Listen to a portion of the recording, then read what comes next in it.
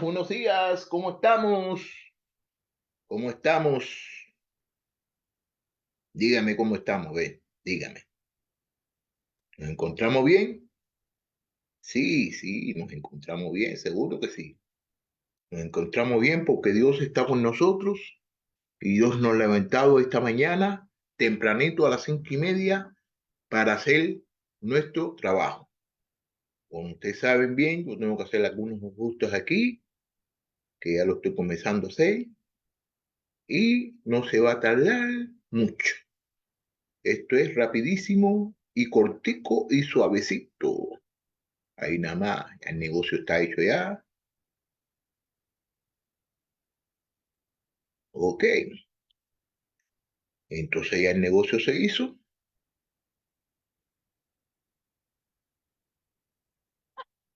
Ok, ya se hizo el negocio.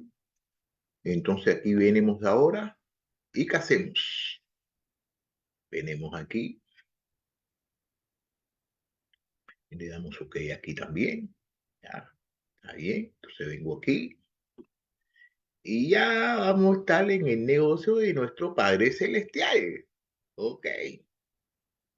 Bueno, vamos a seguir estudiando el libro de Mateo, capítulo 22, del versículo 34 hasta el 46. Hoy vamos a terminar este capítulo. Vamos a terminar este capítulo. Sí, hoy lo vamos a terminar hoy.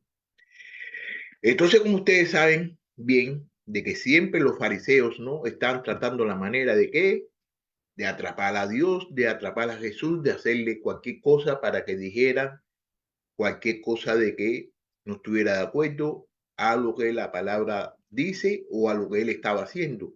Eso es una cosa de que a todos nosotros nos debe causar precaución cuando siempre haya personas que nos van a tratar la manera de atraparnos a nosotros con nuestra propia palabra. Tenemos que tener cuidado porque el chamuco yo le digo, como dicen algunas personas, el diablo le gusta ¿a qué? A utilizar a cualquiera para traer división en las iglesias y en las asambleas. Bueno, déjame empezar aquí en el versículo 34 del capítulo de Mateo 22. Vamos a empezar en el versículo 34. Dice así, los fariseos se agruparon al oír que Jesús había dejado callados a los seduceos. Uno de ellos, intérprete de la ley, para poner a prueba a Jesús, le preguntó, Maestro, ¿cuál es el gran mandamiento de la ley? Él le contestó, amarás al Señor tu Dios con todo tu corazón y con toda tu alma y con toda tu mente.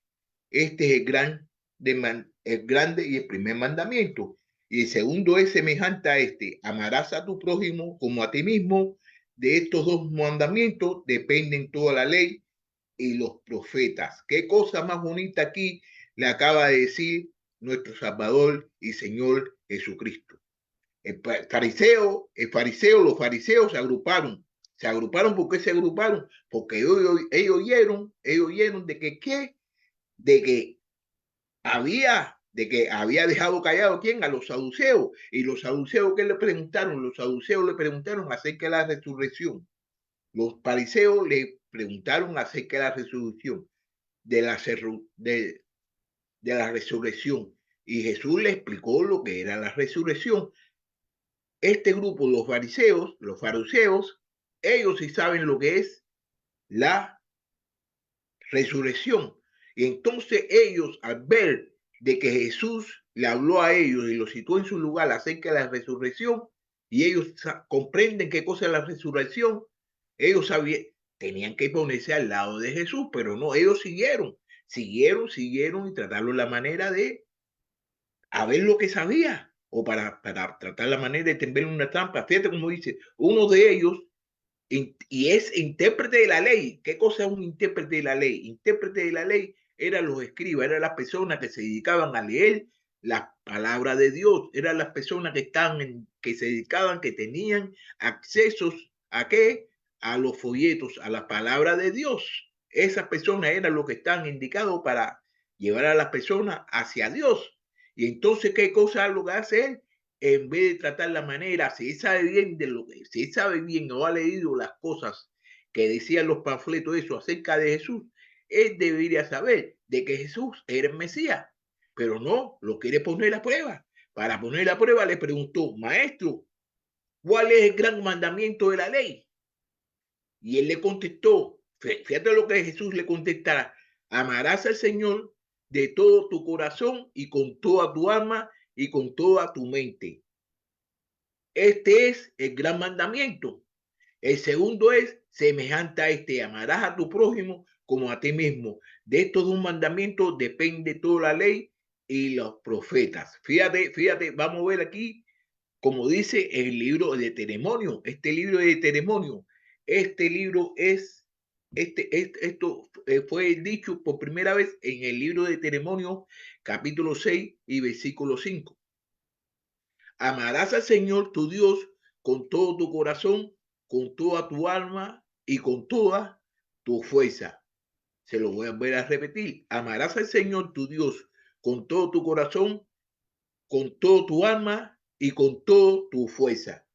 Ese es el primer mandamiento. Amarás al Señor tu Dios con todo tu corazón y con toda tu fuerza, tu alma y con toda tu mente. Ese es el primer mandamiento. Este es grande y primer mandamiento. Y el segundo es semejante a este. Amarás a tu prójimo como a ti mismo.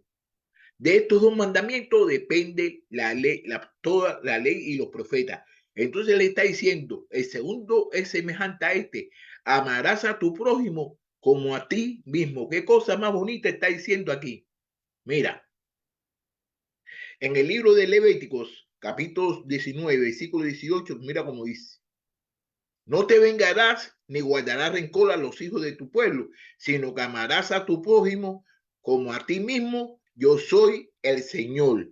Ok, en este mismo libro de Mateos, capítulo 19, versículo 19, que ya lo estudiamos, dice, honra a tu padre y a tu madre y amarás a tu prójimo como a ti mismo. Libro de Gálatas, capítulo 5, versículo 14. Porque toda la ley en una palabra se cumple en el precepto, amarás a tu prójimo como a ti mismo. Bueno, yo le voy a decir una cosa acerca de este mandamiento, de que amarás a tu prójimo como a ti mismo. Este mandamiento a mí me conllevó a saber una cosa que me tenía a mí como que yo estaba utilizando una cosa que yo la tenía como un ídolo, una cosa que me estaba alejando, que yo pensaba que me estaba acercando a Dios y eso es lo que me estaba haciendo es que me estaba alejando, yo no estaba amando al prójimo como a mí mismo. Una de las cosas, ¿no?, que les voy a decir es que yo cuando doy clase, ¿no?, cuando estoy dando clase, estoy haciendo una predicación, algo así, no me gusta o no me gusta de que nadie me interrumpa, no me gusta que nadie me interrumpa, como por ejemplo, a veces que vienen y te tocan la puerta para hacerte preguntas, para decirte que esto va a suceder o que esto está sucediendo. Eso a mí nunca me gustó y nunca me gustaba que me interrumpieran cuando yo estaba dando una clase. Mas, sin embargo, usted no sabe lo que yo hacía, usted no sabe lo que yo hacía. Yo cogía y iba porque a mí me gustaba y me gusta todavía tomar fotos. A mí me gusta tomar fotos. Yo cogía y cuando estaban las clases de los niños, cada vez que había un evento o algo así, yo iba siempre a las clases de los niños. Iba y muchas veces ni tocaba la puerta, entraba y entonces empezaba a tomarle fotografía, una fotografía por aquí, una fotografía por allá y que sé yo, que sé cuándo. Y entonces los niños están en su clase. Yo cogía y los sacaba de su clase. Las maestras estaban dándole clase a los niños. Yo sacaba a las maestras de las clases. Entonces dije, bueno, pero ven acá. Pero mira qué cosa esto. A mí no me gusta esto y yo se lo estoy haciendo a otras personas. Y principalmente a los niños, que usted sabe bien cómo son los niños para concentrarse en una clase. Los niños para concentrarse en una clase cuesta trabajo para que los niños se concentren en una cosa. Entonces yo venía con mi cara muy fresca a tomarle foto a los niños. Entonces ahí fui donde me di cuenta que yo estaba cometiendo un pecado, yo estaba haciendo haciendo a las personas lo que a mí no me gustaba que me hacían. Y aparte de eso, ahí fue cuando comprendí también que la cámara era mi ídolo. Tomar fotografías era mi ídolo. Yo iba a los eventos prácticamente, no iba ni pensando en Dios, ni iba pensando en nada. Te estoy hablando con sinceridad, porque me convirtió eso.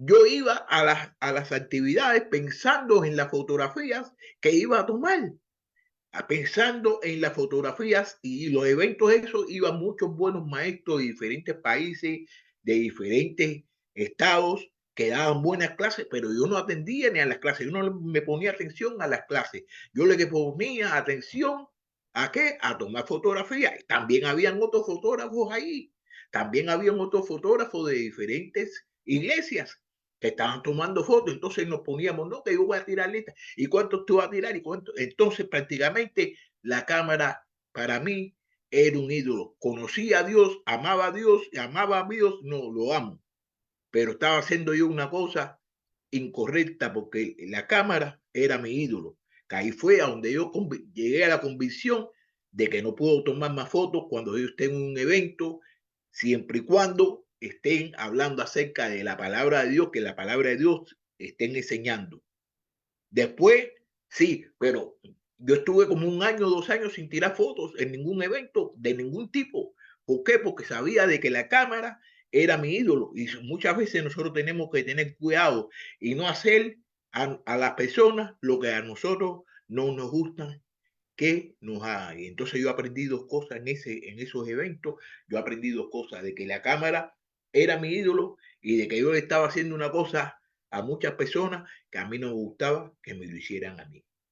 Y entonces la palabra de Dios eh, te habla y te dice la verdad. Y es muy bonito eso que aprendí yo. Entonces fíjate cómo seguimos aquí en el versículo 40, ¿no? De estos dos mandamientos dependen toda la ley y profetas. Eso está en el libro de cuál? En el libro, que este mismo libro de Mateo. Este mismo libro de Mateo, capítulo 7, versículo 12. Por eso, todo cuanto quieran que los hombres le hagan así, también hagan ustedes con ellos, porque esta es la ley y los profetas. Entonces, fíjate cómo está diciendo aquí lo mismo que yo estaba explicando, que a mí no me gustaba que me hicieran una cosa y yo se lo hacía a otra persona. Por eso, todo cuanto quieran que los hombres le hagan así también, hagan ustedes con ellos, porque esta es la ley y los profetas. Entonces, uno tiene que llegar a la convicción de las cosas malas, porque lo bueno que tiene el Evangelio, lo bueno que tiene la palabra de Dios, que la palabra de Dios te sirve para edificarte, te sirve para enseñarte, te sirve para edificar, sirve para salvar los hombres, salvar las almas, y eso es lo bueno que tiene la palabra de Dios. Y tenemos que estar conscientes de lo que estamos haciendo y lo que vamos a hacer por nuestro Señor. ¿Ok? Entonces ahora aquí vamos para el versículo 41. Versículo 41. Vamos para el versículo 41. Estando reunidos los fariseos, Jesús, estando reunidos los fariseos, Jesús le hizo una pregunta. ¿Cuál es la opinión de ustedes sobre Cristo? ¿De quién hizo? ¿Es hijo? ¿De quién hizo? ¿Es hijo? De David, le contestaron ellos.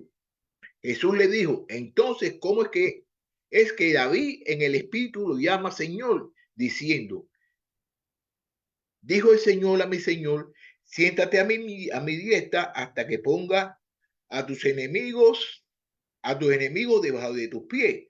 Pues si David lo llama Señor, ¿cómo es él su hijo? Y nadie lo pudo contestar, ni una palabra, ni ninguno se atrevió a hacer más preguntas a Jesús. Bueno, aquí ahora vemos ya de que la carta se vira. Es Jesús el que está haciendo preguntas. Es Jesús el que está haciendo preguntas. ¿A quién? A los fariseos. Estando reunidos los fariseos, Jesús le hizo una pregunta. ¿Cuál es la opinión de ustedes sobre Cristo? ¿De quién es hijo? De David. Le contestaron ellos. Jesús les dijo, bueno, entonces, ¿cómo es que David en el espíritu lo llama Señor? Diciendo, dijo el Señor a mi Señor, siéntate a mi diestra hasta que ponga a tus enemigos debajo de tus pies. Pues si David lo llama Señor, ¿cómo es él su hijo? Y nadie le pudo contestar ni una palabra, ni ninguno desde ese día atrevió a hacer más preguntas a Jesús. ¿Jesús qué hizo ahí? Jesús, como decimos nosotros los cubanos, le puso la tapa al pomo. Le hizo una pregunta, para que ellos le contestaran, Entonces muchas veces nosotros, ¿qué sucede con nosotros? O con las personas que nosotros le hacemos las preguntas, ¿no? De que no conocen bien y entonces no saben bien cómo dirigirse y enseñar la pregunta o explicar la pregunta que le hagamos. Mira, para demostrar que David, inspirado por Dios, llamó Señor a Cristo, eso se cita, ¿en dónde se cita? En el libro de Salmos, capítulo 110, versículo 1, donde él le dice el Señor a mi Señor, siéntate a mi diestra hasta que ponga a tus enemigos por estrados en tus pies. Bueno, los escribas mismos interpretaban como referencia al Mesías.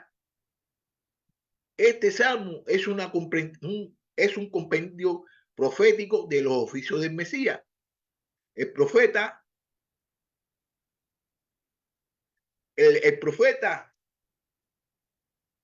era una persona que hablaba por Dios y por Dios acerca de las cosas, de lo que iba a suceder y de lo que estaba sucediendo. Y entonces eso ya fue dicho ya, ¿por quién? Por David. Mira cómo dice aquí, en el libro de Hechos, capítulo 10, versículo 12.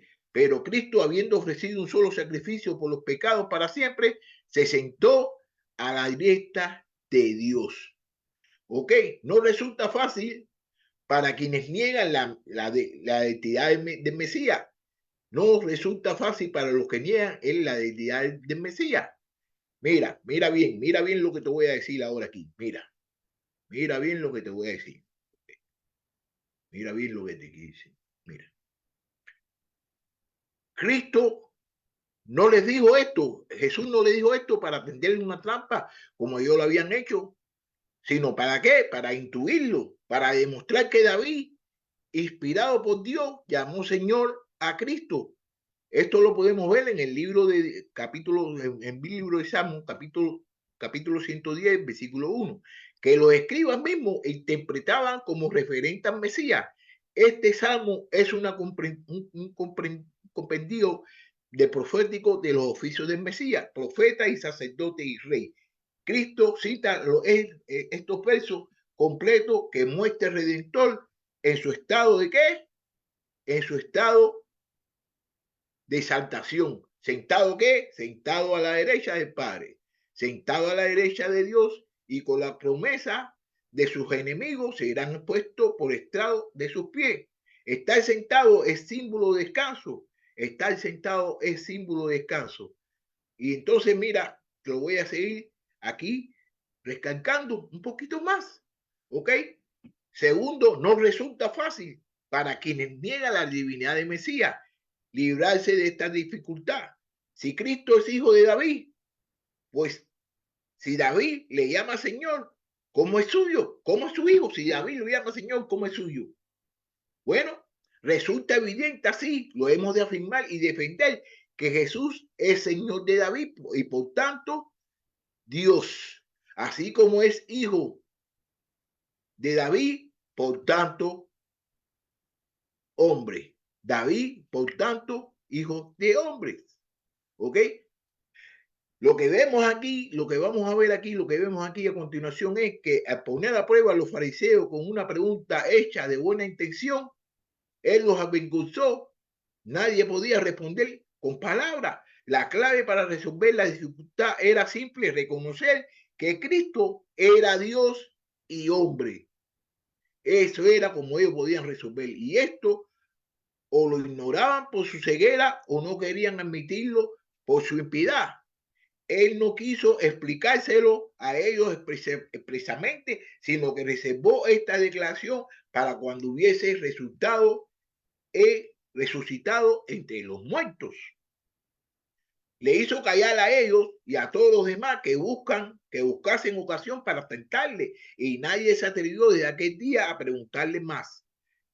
Hay muchos que quedan convictos, pero no convertidos. Hay muchos que quedan convictos, pero no convertidos por la palabra. Si estos fariseos se hubiesen convertido, habrían preguntado más cosas a Jesús y en especial le habrían hecho la gran pregunta, ¿qué debo hacer para ser salvo? Pero como no llegaron hasta ese punto, ya no quisieron tener nada que ver con él. Y así sucede muchas veces con muchas personas que no quieren saber nada acerca de nuestro Salvador Jesucristo. No quieren saber nada acerca de la palabra.